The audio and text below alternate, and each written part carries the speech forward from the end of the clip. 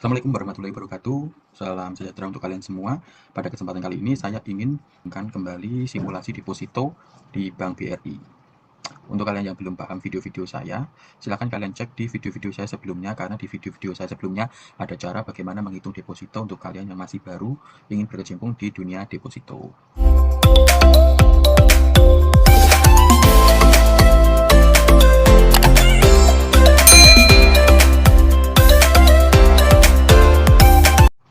Oke, langsung saja kita masuk ke situsnya dari Bank BRI. Nah, di sini kalian bisa langsung masuk ke Bank BRI-nya.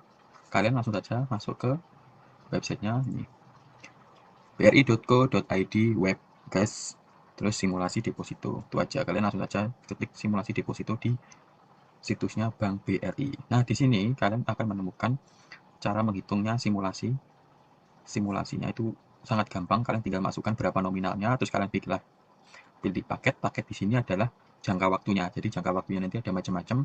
Terus di sini kalian bisa melihat ada suku bunga efektif. Nanti tiap bulan itu berbeda-beda suku bunganya. Lagi kita langsung saja menghitungnya ya. Kita ambil contoh depositonya itu kurang lebihnya 10 juta. Misal dana kalian itu ada 10 juta. Nah, berapa sih suku bunga efektif yang ditawarkan oleh mereka dengan jangka waktu yang ada? Jadi untuk jangka waktu 1 bulan, 3 bulan, 6 bulan, 12, 24, dan 36.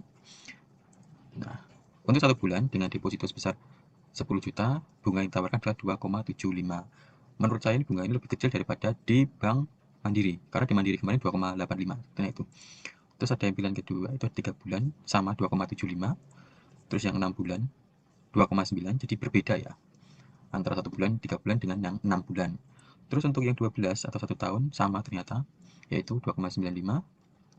Untuk yang 24, oh sama juga ternyata 24, dan terakhir 36. Oke, jadi untuk bunga deposito, suku bunga deposito di 1 bulan dan 3 bulan itu adalah 2,75, dan untuk 6 bulan 12, 24, dan 36 itu adalah 2,9%.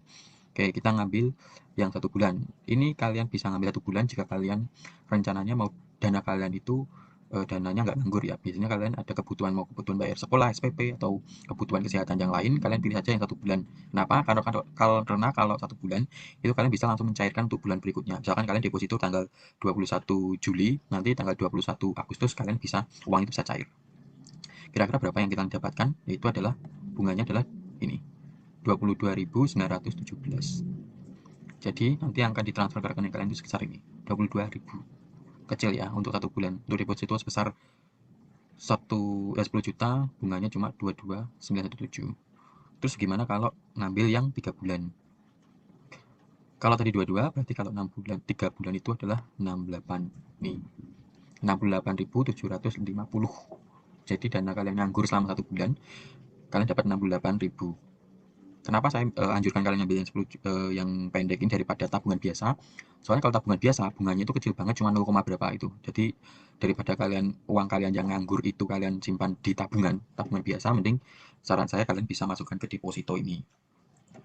Tapi kalau misalkan kalian memang uang ini nggak apa namanya ya, nganggur banget gitu loh, nggak ada kebutuhan untuk bayar apapun itu, ya kalian pilih yang jangkanya menengah atau jangka panjang. Kalau 6 bulan bunganya lebih besar 2,9, kalian bisa dapat 145.000 selama 6 bulan. Itu ya, lumayan. 6 bulan cuma dapat segitu, uangnya itu nggak diapa-apakan. Kalau sama 1 tahun, ya hampir 300.000, 290.000 rupiah. Tuh, tinggal kalian pilih saja berapa jangka waktu yang kalian pilih. Atau yang 2 tahun. Nah, 2 tahun itu 580. Tapi menurut saya, kalau uangnya ini benar-benar nganggur, ya mending kalian pakai, misalkan kalian punya usaha ya kalian putar untuk usaha ya. Soalnya kalau dalam 2 tahun kalian cuma dapat segini, itu menurut saya kecil banget. Apalagi yang 3 tahun ini, wow, kayak cicilan motor ya. Cicilan motor selama ini kalian cuma dapat 870.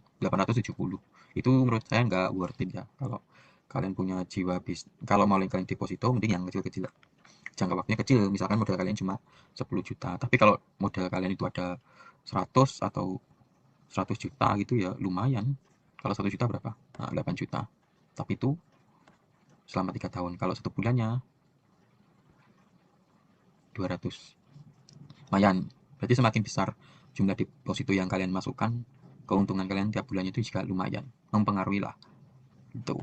Jadi kalau kalian mau deposito atau enggak itu tergantung kalian pilih yang mana. Tapi kalau saya sendiri, saya pribadi, saya mending deposito yang 1 bulan ataupun 3 bulan. Soalnya dana yang saya miliki itu dananya saya putar lagi gitu. Jadi nggak nggak nganggur-nganggur banget gitu loh. Soalnya kan harus bayar SPP kuliah saya, terus untuk kehidupan saya sehari-hari gitu. Tapi lumayan. Dan saya juga ada usaha bisnis yang lain gitu. Jadi uangnya itu nggak saya pakai untuk deposito aja. Soalnya kalau deposito, misalkan kalian punya bisnis online gitu ya, bisnis online modal kalian 1 juta, modalnya 1 juta. Terus penghasilan yang kalian depositkan pun nanti kalian cuma dapat 2.000. Nah, kalau kita uang punya 1 juta, terus kalian misalkan jual buku itu satu buku, kalau terjual kalian bisa dapat untung 5.000. Nah, itu satu buku aja. Tapi kalau misalkan kalian dapat menjual 5 buku atau 10 buku, kalian bisa dapat sampai 50.000. Ini nggak ada apa-apanya gitu. Jadi, kalau menurut saya deposito itu hanya kalian pakai untuk untuk investasi apa ya, sampingan lah, sampingan daripada investasi utama kalian. Soalnya hasil yang kalian dapatkan dengan yang kalian harapkan itu tidak sesuai dengan harapan ya. Soal deposito ini ya untuk dana-dana yang nganggur saja. Kalau dana yang nggak nganggur ya mending kalian usahakan untuk bisnis lainnya gitu, untuk modal lah, untuk modal bisnis yang lain. Itu ya, mungkin ini sedikit pencerahan untuk kalian jika kalian ingin mengambil deposito di Bank BRI. Semoga video ini bisa sedikit membantu kalian, sedikit ya merubah mindset kalian. Kalian keputusan tetap ada di kalangan kalian, kalian mau deposito atau enggak itu terserah kalian. Yang pasti yang kalian dapatkan nanti jika kalian deposito adalah sebesar segitu.